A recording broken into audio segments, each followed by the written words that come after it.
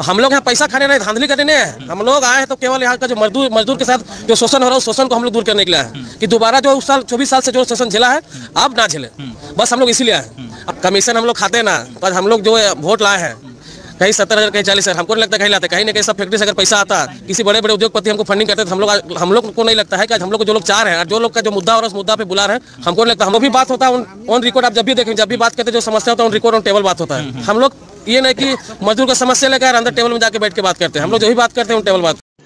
रुको जरा सबर करो। निशा भगत कह रही हैं कि उनके पार्टी के भीतर कई ऐसे उच्च पदाधिकारी थे जो लीगल तौर पर और खुले में पैसा मांगते थे।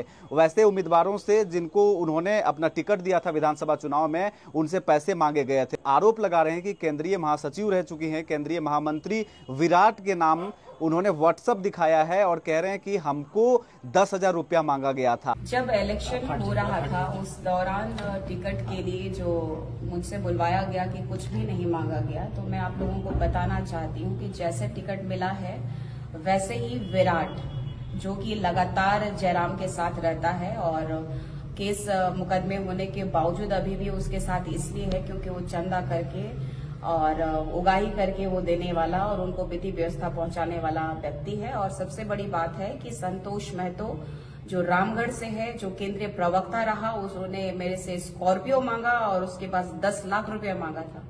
मैं समय का इंतजार कर रही थी कि किसी भी तरह से ये उद्भेदन हो कि ये लोगों की पार्टी की जो मानसिकता है वो वाकई दुखदाई है।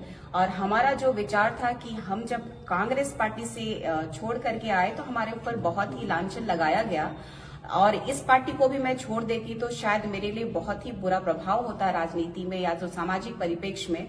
जिस तरीके से एक लड़की को लगातार राजनीति या तो फिर किसी व्यवसाय या तो किसी ऐसे कार्य में जो कि अपने क्षेत्र की ओर अग्रसर हो रही है तो लगातार बाधा करना पड़ता है, देखना पड़ता है। तो ये देखिए विराट का जो है मैसेज आप देख सकते हैं। मैंने इसका खुलासा आज तक इसलिए नहीं किया था क्योंकि मौके का मैं इंतजार कर रही थी कि ये लोग जो है पार्टी के नाम से सिर्फ चंदाखोरी कर रहे हैं, लोगों को डरा के धमका करके सिर्फ और सिर्फ अपनी रोटी सेकना चाहते हैं।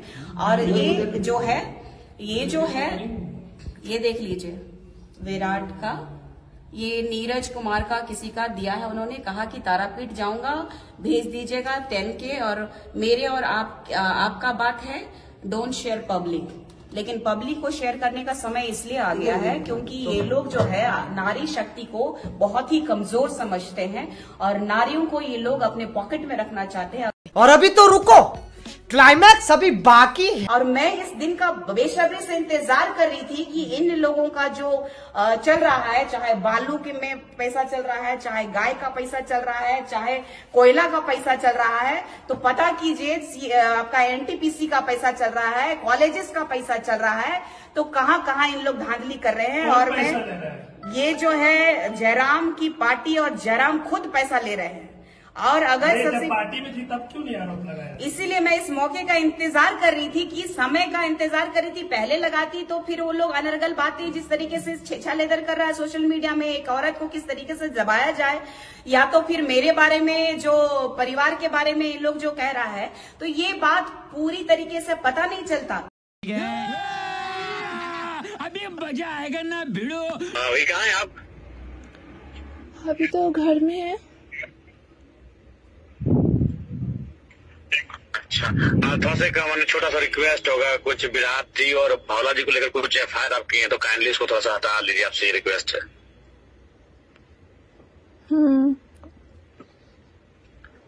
हम्बल रिक्वेस्ट है सुषमा जी, थोड़ा सा इसको कर दिया जाए। हम तो कर देंगे पर आप उनको डांटेंगे, ऐसा नहीं होना चाहिए था। जी आपके सामने डांटेंगे, आप निश्चिंत रहे। जब हम विधानसभा सत्र चलेगा आपको बुला के आपके सामने उन लोगों को क्लास लेंगे। अगर कुछ ऐसा किया तो माफी चाहेंगे, अगर उन्होंने कुछ किया भी तो उनकी तरफ से हम माफी चाहेंगे। सुषमा जी थोड़ा सा काइंडली इसको ले वापस कर लीजिए। अगर हमको माफ